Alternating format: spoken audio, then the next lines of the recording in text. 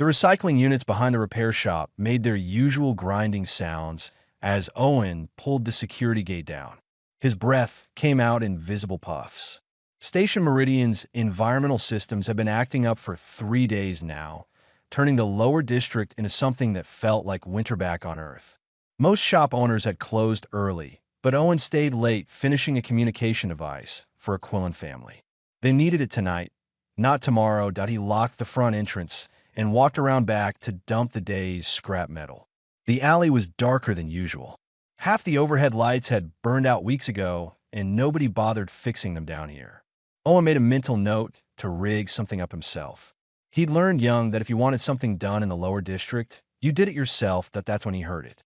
A scraping sound, then a weak whimper. Owen stopped. His hand went to the small plasma cutter on his belt, not because he wanted to use it, but because the lower district had its share of desperate people. He moved toward the waste recyclers, his boots crunching on frost that shouldn't exist in a temperature-controlled station. Behind the largest recycler unit, something moved.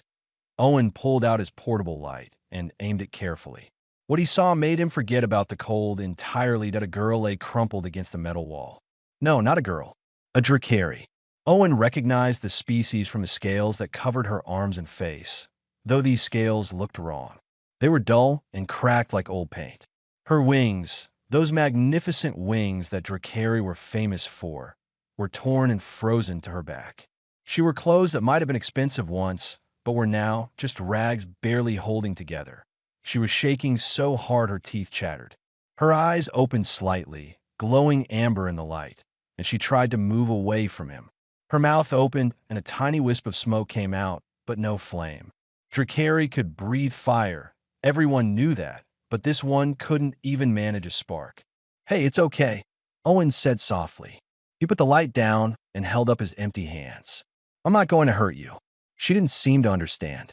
She tried to speak, but only managed a rasping sound in a language Owen didn't know. Her eyes were glazing over again. She was dying, he realized. Whatever had happened to her, she wouldn't last the night out here. Most people would call station security. Some would just walk away. Drakari had a reputation across the galaxy for being proud and aggressive. They were warriors and traders who didn't mix well with other species. Getting involved with one could mean trouble. Owen looked at the shivering girl and made his decision in about 2 seconds. He took off his jacket and moved slowly toward her. She flinched, but didn't have the strength to pull away. He wrapped the jacket around her shoulders, and she grabbed at it desperately, trying to pull the warmth closer. Her hands were like ice even through the fabric. "I'm going to pick you up now," Owen said, even though he wasn't sure she could understand. "My place is warm.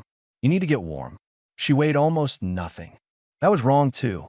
Drakari were supposed to be dense and heavy because of their scale structure. This one felt hollow, like she hadn't eaten in weeks. Owen carried her around to the front of the shop and fumbled with his keys. She tucked her head against his chest, and he could feel how cold she was even through his shirt. The shop's interior felt like a furnace after the freezing alley. Owen didn't stop there. He carried her up the narrow stairs to his living quarters above the shop. It wasn't much, just 2 rooms and a bathroom, but it was his. He laid her carefully on his bed and grabbed every blanket he owned. She was unconscious again, her breathing shallow and irregular. Owen cranked up the heater and dug through his storage until he found the humidifier he'd repaired for a customer who never picked it up. Reptilian species needed humidity. He'd learned that from a Saurian mechanic who'd worked in the shop next door years ago. While the room warmed and moistened, Owen heated water and found some nutrient broth he kept for sick days. He'd have to figure out what Drakari actually ate, but warm liquid would help for now. He pulled a chair up next to the bed and settled in to wait. Throughout the night, she drifted in and out. Sometimes she mumbled in her language, and once she cried out like she was having a nightmare. Owen stayed awake, checking her breathing, adjusting blankets, making sure she was still getting warmer. He'd lost his own parents when he was 8 to a mining accident. He'd survived because strangers on the station had helped him when they didn't have to. A maintenance worker named Sarah had taught him repair work. A Turok merchant had made sure he ate. A dozen others had given him pieces of a life he had now that he couldn't walk away from someone who needed help. That wasn't who he was, Morning light filtered through the small window. The environmental system must have finally been fixed because the temperature was rising back to normal. Owen had dozed off in his chair. He jerked awake when he heard a sharp intake of breath. The Drakari girl's eyes were open and fully focused. They were the color of molten amber, beautiful and terrifying at the same time. She looked around the room frantically, then at Owen. Her body tensed. Her mouth opened, and this time, a small flame did appear, dancing at the back of her throat. Owen stayed very still. He kept his hands visible and his voice calm. "You're safe," he said quietly. "You're in my home. Nobody's going to hurt you here." She stared at him for a long moment. The flame disappeared. Then she did something Owen didn't expect. She started to cry. The crying didn't last long. The Drakari girl wiped at her face roughly, as if angry at herself for showing weakness. She sat up in the bed, pulling the blankets around herself defensively. Her amber eyes watched Owen with a mixture of fear and confusion. She said something in her own language, the words sharp and demanding despite her obvious weakness. Owen reached slowly for his translation device on the side table. The girl tensed, that tiny flame appearing again at the back of her throat. He showed her the device before activating it. "This will help us understand each other," he said. The device chirped and produced a string of sounds that Owen assumed was his words in her language. The girl's eyes widened slightly. She spoke again, and the device translated in a flat, mechanical voice. "Where am I? What do you want from me?" "You're my home above my repair shop," Owen said. "I found you behind my building last night. You were freezing. I brought you inside to get warm. I don't want anything from you." The translation device worked through the languages while the girl processed his words. She didn't seem to believe him. Her eyes darted around the room, probably looking for threats or exits. "I am Rina of the 4th Talon clan," she said formally.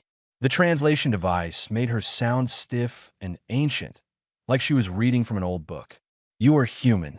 It wasn't a question, but Owen nodded anyway. "I'm Owen. I run the repair shop downstairs." "Humans are weak but cunning," Rina said. The device translated it without emotion, but Owen could hear the suspicion in her actual voice. "What price do you demand for this shelter?" "No price," Owen said. "You needed help." Rina's face twisted with something that might have been anger or confusion. "Everything has a price. All debts must be balanced. This is the way of honor." Owen leaned back in his chair. He'd heard about Drakari honor culture. They were famous for it across the galaxy, how they structured everything around debt and repayment and social standing. It made them good at trading, but hard to understand. "I don't think that way," Owen said simply. "You were dying in the cold. I helped. That's all." Rina stared at him like he'd spoken nonsense. Before she could respond, her stomach made a loud, growling sound. She looked embarrassed, which was interesting. Apparently, even proud warrior species got hungry. "I'll get you some food," Owen said, standing up. "There's a bathroom through that door if you need it. Take your time." He left her alone and went down to the small kitchen area. While he heated the nutrient broth and found some dried fruit that most species could eat, he heard water running from the bathroom. Good. She was strong enough to move around at least. When Rina emerged, she looked slightly better. She'd washed her face and tried to smooth down her scales. They were starting to regain some luster in the warm, humid environment. She moved carefully, like everything hurt, but she held herself straight and proud. Owen set the food on the small table. Rina sat down slowly and stared at it. She picked up the cup of broth and sniffed it suspiciously. "It's safe," Owen said. "Just nutrients and water." "I wasn't sure what Drakari eat exactly." "We eat meat, grains, certain vegetables," Rina said. She took a small sip of the broth, then a larger one. She tried to eat slowly, but Owen could tell she was starving. He'd been hungry before, really hungry. He recognized the signs that he let her eat in silence for a while. When she'd finished most of the food, he spoke carefully. "I need to open the shop soon. Customers will be coming. You can stay up here where it's safe. I'll bring more food at midday." "You're leaving me alone in your home?" Rina asked. "You trust me not to steal from you? Are you going to steal from me?" Owen asked. Rina looked offended. "I am Drakari. We do not steal. That would be dishonorable." "Then I guess I don't have to worry," Owen said. He set up his spare entertainment console and showed her how to use it. If you need anything, there's a comm panel here that connect down to the shop. Just press the red button. He could feel her watching him as he got ready to open the shop. She was trying to figure him out, this human who didn't make sense according to everything she'd been taught. Down in the shop, Owen fell into his usual routine. His first customer was a Quillen mother whose communication device he'd fixed. She paid him half what the repair was worth, and he accepted it because he knew she was struggling. His second customer was a Hever trader who tried to claim that a repair Owen had done last week was faulty. Owen pulled up the diagnostic scans from before and after the repair. They showed clearly that the device had been working perfectly when it left his shop. The new damage was from the trader dropping it. "I fixed your device properly," Owen said calmly. "If you damaged it again, I can fix it again for the usual fee." The Heverett grumbled, but paid for the new repair. Owen didn't take it personally. Some people always try to get something for free. Upstairs, Rinna watched everything through the console screen Owen had left accessible. She watched him waive fees for those who couldn't pay. She watched him stand firm with those who tried to cheat him. She watched the way different species came to his shop and how he treated each one with the same basic respect. IT didn't match what she'd been taught about humans. They were supposed to be either aggressive conquerors pushing into the galaxy or weak merchants clinging to the edges of stronger species' territories. Owen was neither. He was just someone who fixed broken things and tried to help people. When Owen brought food at midday, Rinna had questions. "Why did you help that Quillen for reduced payment? She will see you as weak." Owen shrugged. "Her mate is deployed with the defense fleet. She's raising 2 kids alone. A few credits matter more to her than to me. But you lose profit." "I make enough," Owen said. "What's the point of having credits if people go without what they need?" Rinna didn't have an answer for that. It went against everything she understood about commerce and value. But she kept watching, and slowly, something in her began to shift. 3 days passed in a strange kind of peace. Rinna stayed in Owen's quarters, growing stronger with each meal and each warm night of sleep. Owen continued his work in the shop below, bringing food and making sure she had everything she needed. They talked more, though the conversations were careful. Owen didn't push for information, and Rinna didn't volunteer it. That changed on the 4th night. Owen was closing the shop when someone pounded on the front door. Not a normal knock, but an aggressive hammering that rattled the security gate. He checked the camera feed and saw 3 figures outside. His stomach tightened. Garrett and his crew. Garrett was a problem in the lower district. He ran a small gang that preyed on vulnerable aliens, especially those without proper documentation. His crew consisted of species strong enough to intimidate, but dumb enough to follow orders without question. Owen climbed the stairs quickly. "Stay quiet and out of sight," he told Rinna. "Don't come down no matter what you hear." Rinna's eyes went wide. "I know those voices. They've been hunting me." "Then stay hidden," Owen said firmly. He went back down before she could argue. He opened the door, but kept his body blocking the entrance. Garrett stood there with his 2 enforcers, a Turok and another human. They were all bigger than Owen, and they knew it. "Evening, Garrett," Owen said calmly. "Shop's closed. We heard you might be hiding some illegal residents," Garrett said with a fake smile. "Specifically, a Drakari. Someone saw one near your shop a few nights ago." "Haven't seen any Drakari," Owen said. "Now if you'll excuse me, I've got inventory to finish."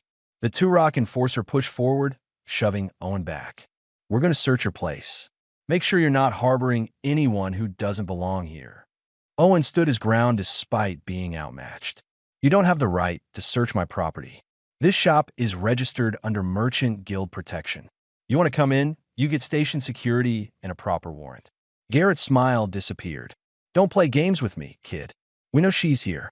Hand her over and there won't be any trouble." "No," Owen said simply. The Turok grabbed Owen by the shirt and lifted him slightly. "You want trouble, human? We can provide that." Owen kept his voice level despite his hard hammering. "My security cameras are linked to the station network. They've been uploading in real time since you knocked. You attack me, hurt my property, it's all recorded.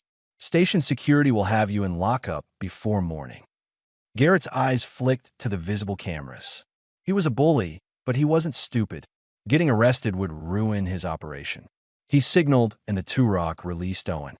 This isn't over, Garrett said. We'll be watching. She's going to have to leave eventually, and when she does, we'll be waiting. They left, but their threat hung in the air. Owen locked the door and went back upstairs. He found Rinna standing near the window, her whole body tense. She'd heard everything. You stood against them from me, she said quietly. They could have hurt you badly. Why would you take that risk? Because it was the right thing to do, Owen said. He checked the security feeds to make sure Garrett's crew had really left. In my culture, what you just did would create a massive honor debt, Rinna said. Her voice was strange, like she was working through something difficult. I would be obligated to serve you until the debt was repaid. It could take years. Owen turned to look at her. I don't want you to serve me, Rinna. I don't want anything from you except for you to be okay. That makes no sense. Rinna's scales rippled with agitation. How can I maintain honor if I cannot repay what I owe? You've given me shelter, food, protection, and you ask nothing in return. This goes against everything I was taught about balance and debt. Then maybe what you were taught isn't complete, Owen said gently. Maybe there's more than one way to live with honor. Rinna sat down heavily on the chair. For the first time since he'd found her, she looked like she might actually talk about what had happened. Owen waited, letting her choose whether to speak. My family operated a merchant fleet, Rinna began slowly. We transported goods between Drakari space and the outer colonies. I was engaged to be married to the son of another clan. The marriage was arranged to strengthen trade relationships. She paused, her claws flexing against the chair arms. 3 months ago, pirates attacked our convoy. They had military-grade weapons, not the usual raider junk. Our shields fell fast. In the chaos, escape pods were launched. Owen could guess where this was going, but he let her continue. My fiancé, Drax, had command of one of our ships. I was aboard his vessel when the attack happened. When the order came to evacuate, he took the primary escape pod. Rinna's voice went flat. He locked me out, left me behind to make sure there was enough room for his personal cargo. He left you to die, Owen asked, anger rising in his chest. I managed to reach another pod, but by then most of the fleet was destroyed or scattered. I made it to this station with nothing. No family, no clan, no resources. Rinna looked at her hands. When the clans found out what happened, they ruled that I had dishonored myself by surviving. In Drakari culture, I should have died with the ships. Drax claimed I must have done something shameful to be locked out. The engagement was dissolved. I was declared unmarriageable and worthless. That's insane, Owen said. You survived. You're strong enough to escape a dying ship, and you're somehow the one without honor. That is our way, Rinna said, but there was doubt in her voice now. Without family or honor, I am nothing. Garrett's gang captures aliens like me, beings with no status, no protection. They sell us as indentured labor to whoever will pay. Owen understood now. Rinna wasn't just hiding from criminals. She was hiding from her entire culture's judgment. Listen to me, Owen said. I don't know much about Drakari honor, but I know that surviving isn't shameful. Fighting to live takes strength, and anyone who would abandon someone to save cargo isn't worth respecting. Rinna looked up at him, her amber eyes reflecting something that might have been hope. Before she could respond, Owen's security system pinged an alert. Multiple biosignatures approaching. The pattern wasn't Garrett's crew. These readings showed Drakari physiology that Rinna's face went pale. The hunters. The clans actually sent hunters after me. 3 Drakari landed outside the shop with the kind of precision that came from military training. They wore ceremonial armor that marked them as clan warriors, and even through the security camera, Owen could see they meant business. Rinna stood frozen, staring at the screen. They're here to take me back for judgment, she whispered. The Council of Scales has decided my fate. What happens if you go with them? Owen asked, though he suspected he already knew. Trial by combat, if I'm fortunate. Permanent exile, if I'm not. Either way, I'm expected to accept their ruling without question. Rinna's hands trembled slightly. It's over, Owen. I can't fight clan law. Owen looked at her, then at the warriors outside. He'd spent 4 days watching this girl rebuild herself from someone who'd been left to freeze to death. He'd seen her start to question the culture that had abandoned her. He wasn't about to let that progress get erased. "Stay here," he said. He went downstairs and opened the door before they could knock. The lead warrior stood at least a head taller than Owen. His scales were a deep bronze color, marked with clan insignias that probably meant something impressive. His amber eyes looked down at Owen with barely concealed dismissal. "Human," the warrior said. "We are here for Rina of the 4th Talon clan. Yield her to us, and there will be no trouble. I'm Owen. This is my property. How can I help you?" Owen kept his voice polite but firm. "I am Crane, hunter of the 2nd Talon. The female Rina has been summoned before the Council of Scales. She must return to answer for her dishonor." "What dishonor?" Owen asked.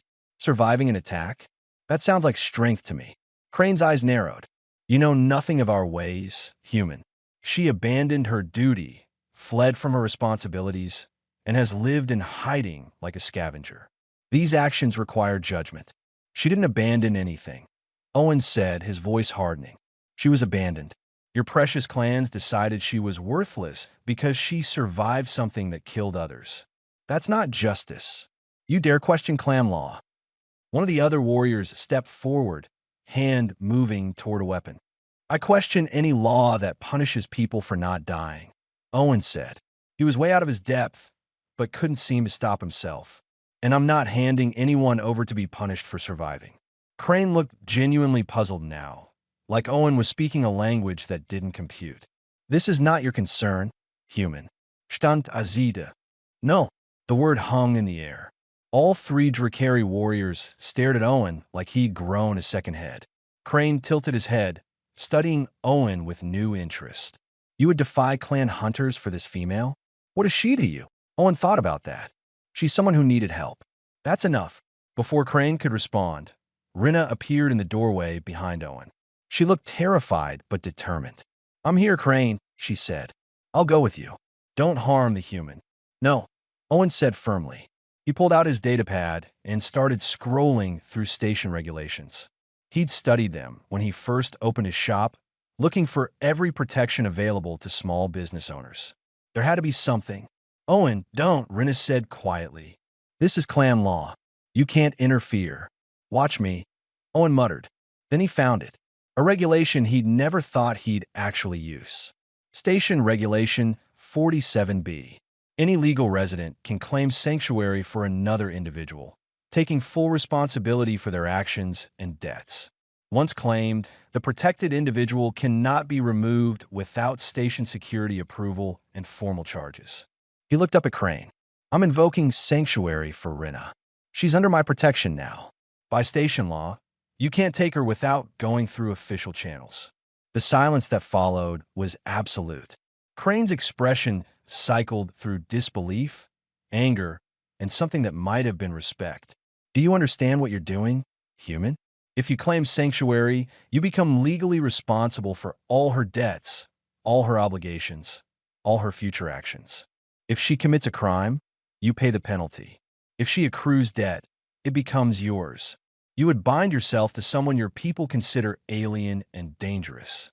"I understand," Owen said, "and I'm doing it anyway." Crane looked at Rina, who seemed as shocked as the warriors. "You would accept this human's sanctuary? You would allow him to take on your burdens?" Rina's mouth opened, but no sound came out. Owen could see the war happening behind her eyes. Everything she'd been taught said this was shameful, that depending on a human in this way was the ultimate dishonor. But everything she'd learned in the past few days suggested something different. "I accept," she said finally, her voice barely a whisper that Crane's jaw tightened. "Then you choose permanent exile. By accepting sanctuary from a non-Drakari, you forfeit all clan connections, all family ties, all rights to return to Drakari space. Do you understand this, Rina?" "I understand," Rina said louder now. "I choose this." One of the other warriors growled something in their language. Crane silenced him with a gesture. When he looked back at Owen, there was something new in his expression. "You've made an enemy of powerful clans today, human. But you've also done something I didn't think possible. You made a Drakari question everything she was taught to believe." Crane stepped back. "We cannot take her by force without violating station law. But know this, the council will not forget. and neither will I." The three warriors turned and walked away, their wings spreading as they launched themselves toward the upper levels of the station. Owen and Rinna stood in the doorway, neither quite believing what had just happened. "You gave up everything," Owen said to Rinna. "Your whole culture. Can you live with that?" Rinna looked at him, then at the shop, then back at him. Tears gathered in her amber eyes, but she didn't let them fall. "I don't know," she said honestly, "but I'd rather find out who I can be without them than live as who they decided I was." Owen nodded. "Then we'll figure it out together." For the first time since he'd found her, Rinna smiled. 2 weeks after the hunters left, Rinna was working on a delicate circuit board when the shop door chimed. She'd gotten used to customers now, no longer flinching when new species entered. Her scales had fully recovered their metallic sheen, and her wings, though scarred, had healed enough to fold properly. She looked up from her work to see a well-dressed Vestian merchant enter. "Good afternoon," the merchant said smoothly. His name was Corrigan, and everything about him screamed expensive. "I'm looking for the Drakari craftsman I've heard so much about." Rinna set down her tools carefully. "I do repair work here, yes." "Excellent." Corrigan placed a sealed case on the counter. "I have items that require expert authentication and restoration. Items of Drakari origin. Very old, very valuable." Something in Rinna's chest tightened. She opened the case, and her breath caught. Inside were artifacts she recognized immediately. Ceremonial clan markers. Ancestral scale fragments set in precious metals. A blade with engravings that marked it as belonging to the 7th Talon clan. "Where did you get these?" she asked quietly. "Through legitimate channels, I assure you," Corrigan said. His smile didn't reach his eyes. "I represent collectors who appreciate Drakari culture. They're willing to pay handsomely for proper restoration and authentication. Say 50,000 credits for the complete collection." 50,000 credits. That was enough to establish herself as an independent resident, to never worry about rent or food again. Owen could upgrade his shop equipment. They could hire help. That money would change everything. Rinna picked up one of the clan markers. The engravings told a story. This piece had been taken from a heritage vault during a raid 2 months ago. She heard about it through the station news. Pirates had attacked a Drakari heritage ship, killed the crew, and stolen irreplaceable cultural artifacts. "These are stolen," Rinna said flatly. That Corrigan's smile thinned. "That's a serious accusation. I have documentation showing legitimate purchase. Documentation can be forged. These pieces are from the heritage ship Kavala. It was raided and its crew murdered. I recognize the clan's signatures." Rinna closed the case and pushed it back toward Corrigan. "I won't authenticate stolen cultural property." The merchant's friendly demeanor evaporated. "You're making a mistake. I'm offering you more money than you'll see in a year. All you have to do is confirm what these pieces are and restore them. No one needs to know where they came from." "I'll know," Rinna said, "and I'll be reporting these to station security." Corrigan leaned forward, his voice dropping to something cold and threatening. "You're not even really Drakari anymore, are you? I heard the clans cast you out. So why do you care about their heritage?" Rinna met his eyes steadily. "Because heritage isn't about who accepts you. It's about what you carry inside yourself. These pieces belong to families who will never recover them if they disappear into private collections. That matters. You're making enemies you can't afford," Corrigan said. "Refusing me is bad for business. Bad for your future here." "Then I'll deal with that," Rinna said. "The answer is no." Corrigan grabbed his case and stormed out. Owen, who'd been listening from the back room, came forward. "That was 50,000 credits," he said quietly. "You could have taken it." "No, I couldn't," Rinna said. She was shaking slightly, but her voice was firm. "Those artifacts represent entire family lines. Stories and history that can never be replaced. If I'd helped hide them, I'd be erasing that. Some things matter more than money." Owen smiled. "I agree. But Corrigan's right about one thing. We probably just made an enemy." He was right. Over the next few days, word spread that Rinna had reported the artifacts. Station security investigated and confirmed they were stolen. Corrigan was questioned, but claimed ignorance about their origins. He had expensive lawyers, and the documentation, though forged, was good enough to create reasonable doubt. He walked away with a warning, but he didn't forget. Rinna started getting strange looks from some customers. Rumors spread that she was difficult to work with, that she was a fugitive criminal. Business slowed. Owen tried to counter the rumors, but they persisted. Corrigan had connections, and he was using them. Then one night, Garrett's gang came back. Owen was out picking up supplies from a vendor 3 levels up. Rinna was alone in the shop, finishing a repair on Aquillan's datapad. She heard the front door being forced open and looked up to see 4 figures entering. Garrett, his 2 usual enforcers, and a new face. Probably hired muscle from Corrigan. Well, Garrett said. The little Drakari, all alone. Corrigan sends his regards. Rinna stood slowly. Her heart hammered, but she kept her body language calm. She'd been eating well for weeks now, her strength fully returned. These thugs thought they were facing the half-frozen, starving girl Owen had found. They were wrong. Leave now, and I won't file charges, Rinna said. Garrett laughed. You hear that, boys? She thinks she's in charge. He gestured to the new enforcer. Teach her some manners. The enforcer rushed forward. Rinna's wings snapped out, and she vaulted over the counter in one fluid motion. Her tail whipped around, catching the enforcer in the knees and dropping him hard. The Turok lunged next, and Rinna breathed flame. Not enough to seriously burn, but enough to make him stumble back, batting at his smoking clothes. She'd been trained in combat as a youth, like all Drakari. But more importantly, she'd been surviving on the streets for weeks before Owen found her. She knew how to fight when cornered. Garrett pulled a shock baton. Enough games. Rinna's eyes glowed in the shop's dim light. She'd spent weeks watching Owen stand up for what was right, even when it cost him. She'd spent weeks building something worth protecting. This shop, this life, this human who'd shown her that worth didn't come from clan approval. She wasn't going to let them destroy it. When station security arrived 10 minutes later, they found Garrett's entire crew on the floor, groaning. Rinna stood guard over them, smoke curling from her nostrils. The shop's security cameras had recorded everything. Owen came running in just as security was putting the criminals in restraints. He looked at Rinna, at the subdued gang, at the minimal damage to his shop. Are you okay? He asked. Rinna looked down at her claws, still extended and ready. She looked at the shop that had become her home. She looked at Owen, who believed she was worth saving when everyone else had given up on her. Yes, she said. I am okay. I'm home. The Drakari ambassador arrived exactly 1 week after Rinna's defense of the shop. Her shuttle was official government transport, marked with the seal of the Council of Scales.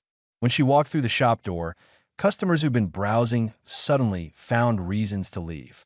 Everyone in the lower district knew what a formal Drakari visit meant.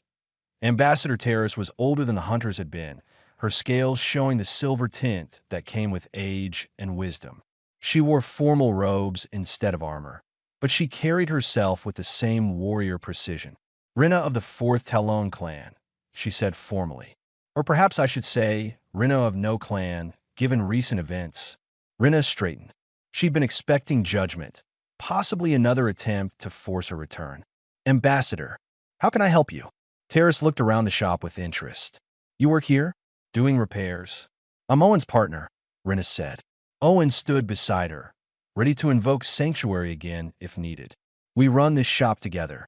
Interesting. Terrace picked up a data pad Rinna had been repairing. Excellent work. Clean, precise. You were trained well. Thank you. Rinna wasn't sure where this was going. Terrace set the pad down and fixed Rinna with an evaluating stare. Your situation has created quite a debate in the council. Some view you as a cautionary tale about abandoning tradition. Others see you as evidence that our honor codes may need examination. And what do you see? Rinna asked quietly. I see someone who survived impossible circumstances and chose to build rather than destroy, Terrace said. I see someone who refused to profit from cultural theft even when offered life-changing money. I see someone who defended herself without killing, even when she had cause. The ambassador paused. I see someone who embodies the best of Drakari values while questioning the worst of Drakari traditions. Owen spoke up. If you're here to take her back, you'll have to go through station security. My sanctuary claim still stands. Terrace smiled slightly. I'm not here to take anyone anywhere against their will, young human. I'm here to offer a choice. She turned back to Rinna. The council is divided, as I said, but there is a growing faction that believes Drakari culture must evolve to survive in this changing galaxy. We need bridges between our people and others. We need voices that understand both tradition and adaptation. What are you asking? Rinna said. Become a cultural liaison, Terrace said simply. Work with my office to help resolve disputes between Drakari and other species. Provide context, offer perspective, help us understand each other better. The pay would be substantial and official. You'd have full diplomatic protection. Rinna's breath caught. I'd regain status? Be accepted back. Not as you were, Terrace said honestly. You could never return to the 4th Talon clan. They've made that clear. But you would have official standing as a representative of the Progressive Council faction. You'd be respected for your role, if not by everyone, then by those who matter. It was everything Rinna had thought she'd lost. Status, purpose, connection to her heritage. But there was a catch. She could feel it. Where would I be stationed, she asked. Initially, here on Station Meridian, Terrace said. This sector has significant Drakari merchant traffic and corresponding disputes. Eventually, you might need to travel to other stations or even to Drakari space for conferences. Rinna looked at Owen. His face was carefully neutral, but she could read him now after weeks together. He was trying not to influence her decision, trying to be supportive whatever she chose. But she could see the resignation in his eyes. He thought she'd choose to leave. Can I think about it? Rinna asked. Of course, Terrace said. I'll return tomorrow for your answer. She nodded respectfully and left. That evening, Rinna climbed to the station's observation deck. She stood watching ships come and go, thinking about everything that had brought her here. 6 weeks ago, she'd been dying in an alley. Now she had choices again. Real choices, not just survival. She heard Owen's footsteps before he spoke. Beautiful view. Owen, if I take this position, I'd still be based here. On the station. Working from this shop, at least initially. That's great, Owen said. His voice was genuine, but there was sadness in it too. You think I'm going to leave? Rinna said. I think you should do what's best for you. This is a huge opportunity.